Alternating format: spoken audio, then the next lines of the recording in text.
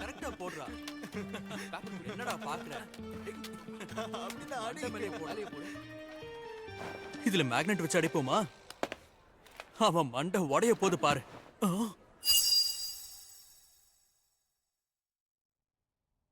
ஹாய்டா தம்பி. ஆமா, நீ என்ன படிக்கிற? அது அது வந்து இதுக்கு ஒன்னு அடிக்காம என்ன பண்ணுவாங்க? என்ன சுத்தி எல்லாரும் முட்டாளுங்களாவே இருக்காங்களே.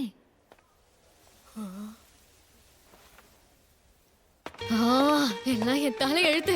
எனக்கு வர கோவத்துக்கு யாராவது மாட்டினாங்கன்னா மண்டையை உடைச்சிருவேன். மிஸ் மோமோ அயாசே, ஆ, உங்க மனசுல என்ன இருக்குன்னு எனக்கு தெரியும். எது?